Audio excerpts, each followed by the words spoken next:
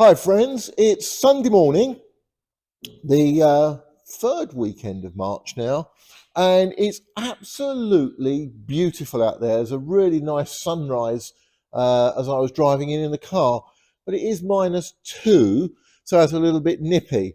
I was up here yesterday getting covered in dust, rubbing down the ceiling panels because I'm hoping as soon as the weather improves and we get a nice weekend like we did last weekend, that I'll be able to pop some paint on the panels. So that was yesterday's little plan. I also managed to put some bits back on the bus on the front, which yeah, made me really quite pleased actually because it's really starting to look quite decent now at the front. Got a couple of other little projects to do today.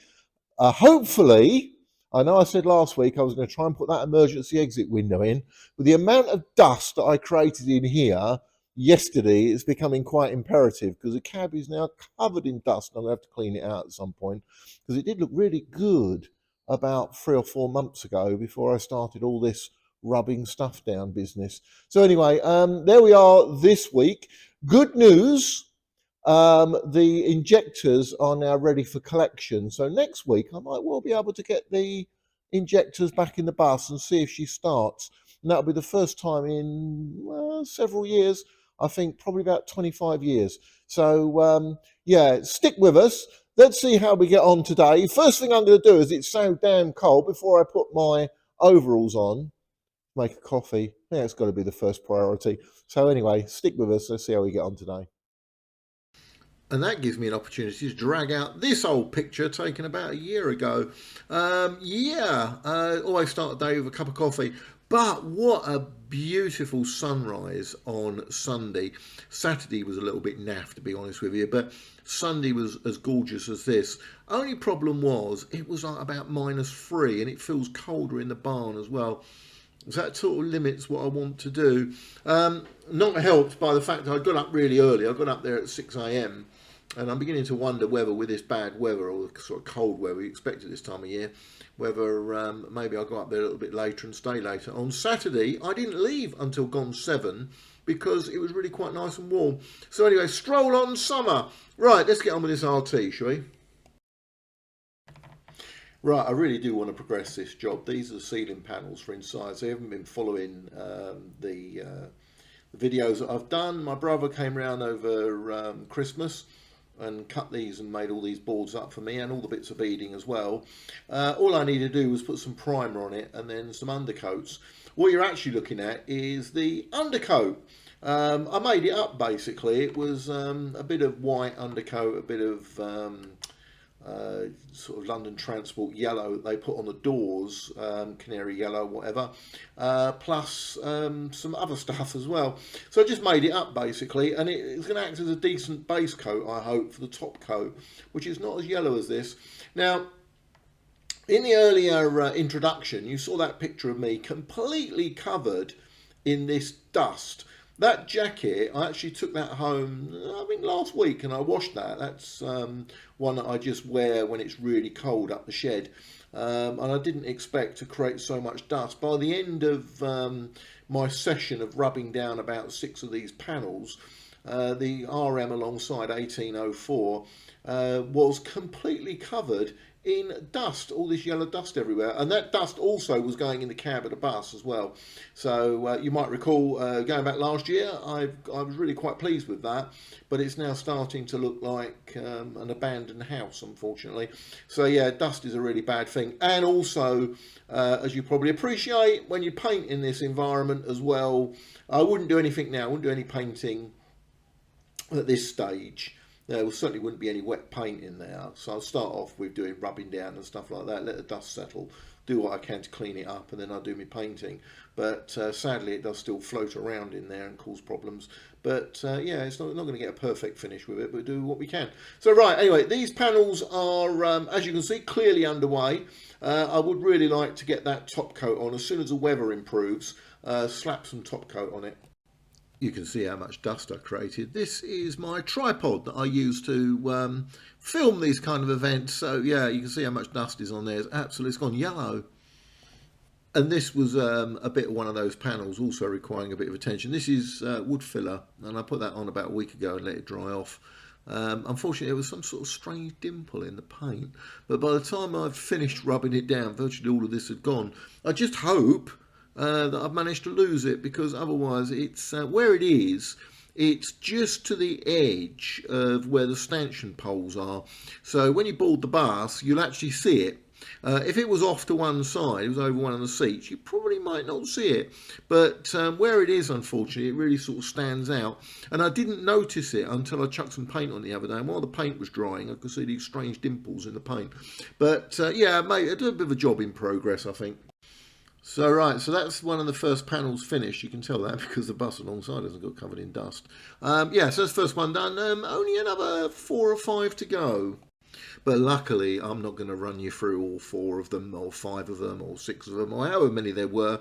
And I didn't get to do the beading as well. I had hoped to do that this weekend, but on Sunday afternoon, I just thought, that's it, I've had enough now, going home. So anyway, yep, looking very beautiful outside as the sun was rising. Do you remember those wooden panels I had before we bought these ones? Yeah, and I was wondering what I can do with them. Well, I found a use for them, or at least one of them.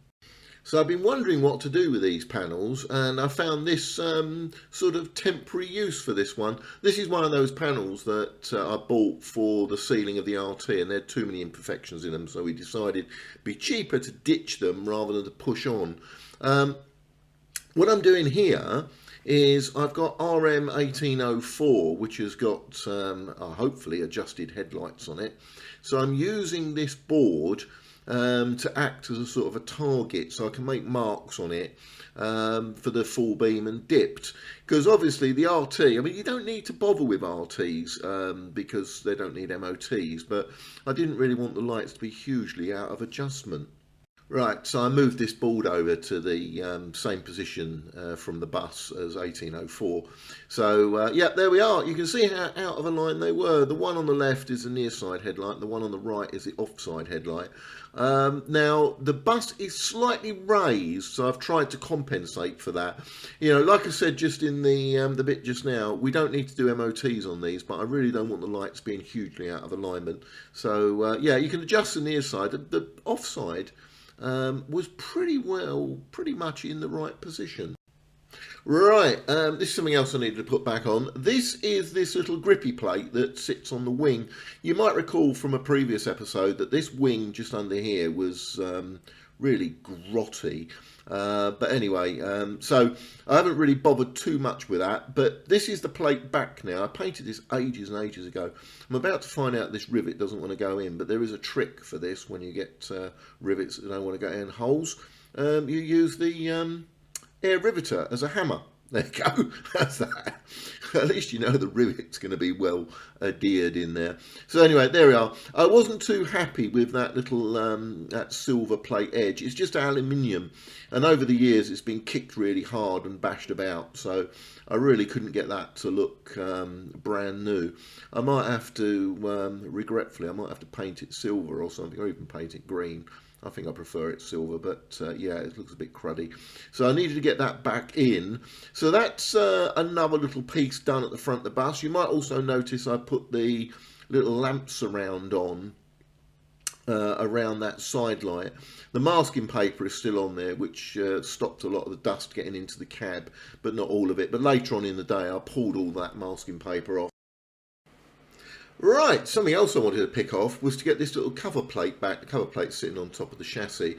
I cut these bolts down because they were a little bit too long, but they're the right threads and everything, but they proved to be a little bit of a piglet getting them back in. So anyway, you can see the cover plate sitting on top of the chassis there. This was the original access point for a little chocolate block that was in there, and I basically bypassed it, so I don't need this anymore. But yeah, so there we are. So that's replacing that. I wasn't very happy with that lamp, actually. If you look at that lamp, I mean, it looks absolutely resplendent, but down in the bottom right hand corner of the lamp is a bit of rust. I hadn't noticed that. So yeah, I'm probably gonna have to replace it. I've got a few spare. That's a Lucas 700 lamp, if you want to know. I've got a couple spare in the barn, so I'm going to have to find one that's a bit better than that one, I think. So having spent all that time lining the damn lamp up, Might have to do it again, but luckily I've still got those marks on that bit of wood. But part of the joys. You can see that screw doesn't want to go back in. There was a little paper gasket I made as well. You can see that, look. And it's the paper gasket's proving a little bit of a piglet. Once it's on there, I can't see where the holes are to get it back on. But anyway, I did manage to persevere, and I did manage to get it back in properly. Right, so we're rocking and rolling now. This panel here, there's a little curved panel that it did, in fairness, give me a little bit of a problem. I'm just moving the light so I can get you to see what I'm doing, because when I get up there, I just cast a big shadow. Yeah, so this panel I took out ages ago, and I had a few minor problems because I sprayed it when it was really cold up at the barn. And it got a little some funny bits on it, so I had to respray it the other day and get it done. There's two sort of fixing screws in there, and then there's a series 5 little wood screws at the top. You can see how much dust I got that jacket covered in. It looks like I've been, I don't know, it looks like I've been fighting in a war, doesn't it, with that jacket? But the good news is, if you're really bothered about it, is it's been cleaned. I took it home and washed it on Monday night. So that's all clean. So I'll be back next week. Ready to be covered. So anyway, yeah, there's this panel. That's now back in. You can see the cab. You can see how exposed the cab is with all the dust. I have some good news. I sent this seat away to be refurbished. However, I made a wee mistake. I didn't tell the guy it needed to be in brown leatherette. And he's done it in black for a Routemaster. So I've got a couple of scabby Routemaster cab seats. So I'm going to replace that. I'm going to use that to replace one of them. And I think the back and bottom swabs are the same as Routemaster. And I have got spares. So if not, I'll send one of the spare RT ones I've got, and I'll get that done in brown. It was only the other day when I was moving some seats around in the barn, I noticed, and I thought, did I tell him they were supposed to be brown? But so anyway, he's done it in black, but I'm looking forward to getting that back. So that and the injectors hopefully should be coming back for next weekend. Right, here's another couple of bits to be reunited with the RT. The one at the top, that green one, that's the near side mirror, this circular little thing. I mean, these days, that would be absolutely appalling, having such a tiny thing as that. And the little bit above is the bracket for the indicators. Although that was going to pose a little bit of a problem because I'd missed a key fact before I went to put that back. But anyway, let's kick off with this mirror. I got this mirror back in. Right, so this mirror went back on really easily with these nice new bolts. Like I said just now, you know, these sort of mirrors, this sort of size, was totally unpractical for today's use. Although not as big as modern mirrors, and modern mirrors are very prone to being lost, so I'm sure they didn't lose many of these. But this is the original round mirror. In one of the shots that I found when it was a driver trainer, it actually had a much bigger mirror fitted, obviously to help novice drivers. So yeah, that's a little job ticked off. And now we've got this slight minor problem with the indicator bracket. Right, so the minor problem with the indicator bracket is it fits just here. Now these sort of like dog ear indicators were actually a later modification. So the first ones, as you saw, well, it was intended to go into this pillar, but never quite got there. So when they decided they wanted to put them up at this level, they fitted this bracket.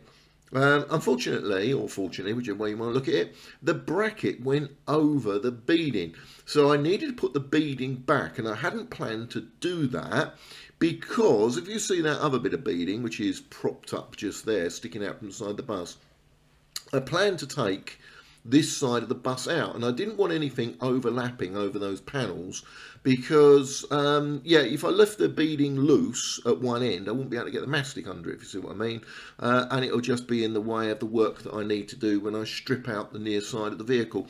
So I hadn't really planned for that, but I was quite keen to get that dog-eared indicator back on. I thought, well, you know, to finish off the front. So I quickly, or say not so quickly, had to make up the beading. Okay, so here's a bit of beading I made earlier. I'd already measured this one up, and I've got the pillar drill out, and I drilled all the holes in it and countersunk them off for the wood screws. So what I'm doing now is I am re-affixing it. Now I'm doing this as a dry fix first. The purpose is that I want to put some wood screws in it and then pull it as tight as I possibly can to the near side of the bus. So I'm going to be using that old bit of beading that's sticking out from the side of the vehicle to simply pull this down. So I just want to put a couple of wood screws in just to hold it in place. So now it's time to just knock it round the corner with that mallet. It's actually held in. What I've done is I've put a bit of string around the corner, because when you're working on your own, I've come up with a few little tricks to act as extra pairs of hands. So what I do is I simply tie it on further around the bus to that old piece of beading. That also helps to make sure the whole thing lines up as well. So now there's a bit of a curve. You can see there's a curve sort of obviously round the corner where I am now, but there's also a curve upwards as well. So what you have to do is you have to catch the beading just at the top on that top lip and compress it down a bit, otherwise it'll wouldn't look right, look like a gutter. And this is what it looks like round the corner. You can see that bit of string there. It's just being held on by that other piece of beading. It's not as tight as I necessarily wanted it. Now, I was trying to be a little bit clever here, perhaps a little bit too clever with those screw holes. If you have a look at them, they're all at odd places. I started off, my intention was to line all the screws up, going up and down as it were. So if you have a look just below, you'll see where the original beading was. The bit of beading sat just below that white line. And if you have a look at those beading holes that I've drilled, they line up. And the intention being is that if you look up the bus, everything was in the right place. I had a flash of inspiration when I was driving home. I always think about these things afterwards, and I thought, why have I done that? Because what I should have just done, I'm going to replace a bit of beading at the bottom anyway, so I'll put the holes anywhere, so I could have put them all in the right place. But yeah, that's what happens when you try to copy what was there. Sometimes it's not always the right thing to do. Right, so all I've got to do now is to paint this bit of beading. This is this green paint. I've filtered it down. That's my favourite brush. So I'm just going to put one single coat of paint onto this. And then next time I'm up there next week, I'll, if I get time, and this is all nice and hardened off, I'll fit this onto the bus. But yeah, stick some mastic underneath it as well before it goes on. Yeah, unfortunately that flash of inspiration that I had, and now I think, well, I don't know, maybe I should do another one, because we've got the holes to line up at the front of the bus, which I think is quite imperative. But getting those holes down that particular side to line up, I think it's a bit pointless now, especially as I'm going to replace that bit of beading below. Anyway, yeah, so that's a little job. So I'll stick that round the corner and leave that to dry off for next week. Unfortunately, it takes longer to put things back than it does to take them apart. Well, perhaps not in this case. In this case, there was a handle on this side, and that's going to go back on. And it proved to be an absolute nightmare getting that handle off. I had to get the handle off to get that top cover off, the thing you just see above my head. That part over the canopy I took off, actually it was last year. I took that off and rubbed it down and sprayed it on a bench. But then obviously I need to come to put this back in now. And I do want to put this emergency exit window in, because unfortunately the cab is filling up with dust. You can't see it there, but it's absolutely covered in it now. So it's sod's law that this was really going to try my patience, this. Anyway, yeah, and I'm a bit wary about sort of putting a mallet around inside there. It's a wooden mallet, but I didn't want to catch anything in the cab.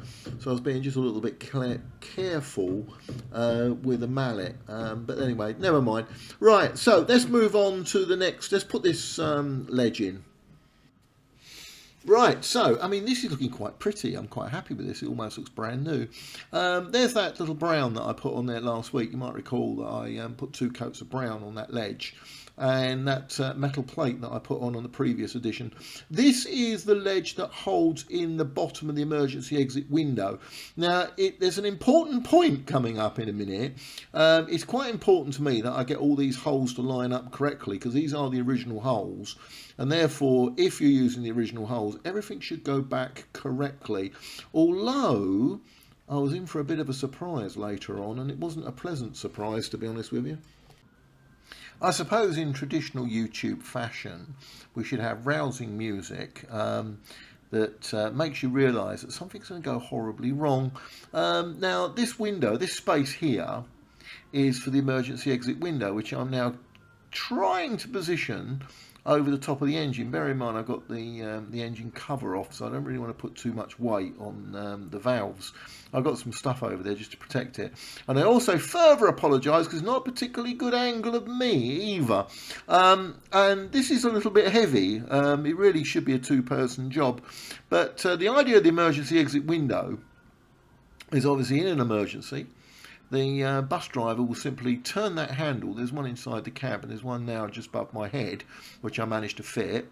And then the window should simply push out. Although I've not changed anything when I've done this. That window, if you see at the bottom, it's in absolutely the right place. It's lipped in. The left and the right are both meet up. But up at the top, where my hand is now, no, it don't fit. And yeah, and if you can see on the right-hand side, it's definitely protruding outwards. And when I had a closer look at it, you can actually see, in fact, you can see it here now, just to, yeah, look, it's gone now. But if you see the light shining through, because I put the light on the other side, the actual frame itself has skewed. And it wasn't a particularly easy frame, that one, to get in and out of the RT. And there's also a bit missing. There's like a slidey handle thing that was on, so I didn't expect this, that was on the slidey bit that's just by us. I'm hiding it at the moment. But yeah, and it was never there. And what someone had done, unhelpfully, at some point in the past, because obviously without the handle on it you can't secure the window closed, so they've actually compressed the bottom ledge, and you can just about see it now by my overalls. You can see where that bottom ledge has been partly compressed, and the idea of that, as I said, is just to grab the window, hold it in place so it doesn't slide open. But that also means it's an absolute pig to slide it. As you can see now, look, see that, you know, I'm getting hold of the glass, I'm trying to move the glass, but the whole frame is moving. And that should just flow quite nicely to the left. Now, my friend Brian Watkinson has pointed out that it does seem to be a fairly common problem with RT windows, and he suggested that I take the thing back out and sort of straighten it up a little bit, and I will do that. And I did suggest maybe taking the glass out, because I was a bit wary about thumping this thing really hard and then smashing the glass, because the glass is going to be an absolute pig to get hold of. Yeah, I don't know. So obviously you can see I'm looking to see, is it lined up? What's gone on here? And it was a bit of a pity, because this was the last job I wanted to do. And on Saturday night, when I left, having done a few little jobs, I was absolutely really emboldened, and I thought, this is fantastic. See what I mean? Look, see how hard that window is to shift. Look, yeah, what absolute piglet. So anyway, it shouldn't be like that. So anyway, yeah, so I went home on Saturday night feeling really quite pleased that I'd achieved a hell of a lot. Unfortunately, it all fell apart on Sunday, and I went home thinking a little bit, oh, bugger, because I really did want to finish this. And this, all it should do is just drop into that frame, and then you can just clear off home. So unfortunately, I've got to take this all back out again. Just the window, not anything else, not the ledge or anything else, but just that window. But there we are. I think I have to go and have a cup of tea now. I'll go home. I think actually I went home. There we go. So, right, well, look, that's a wrap on this now. So thank you very much for viewing. I've got the injectors on the way. I've got the cab seat is here now. It's in the back of my car as I do this. So I'll be able to take all that back up to the barn on the weekend. And who knows, I might even get the thing started. So YouTube will give you some interesting videos. If you've got an insomnia problem, you can watch a few more of these. So thank you very much for viewing, and please, if you've got any comments and you want to say, Dean, you're a complete idiot, more than happy to see that. But anyway, but thank you very much for those people who have posted comments. I do apologise for not getting back straight away, because obviously I've got a real full-time job to do as well, so I'm doing this in my spare time. But thanks very much, and I look forward to doing another one, as I always say at the end of these.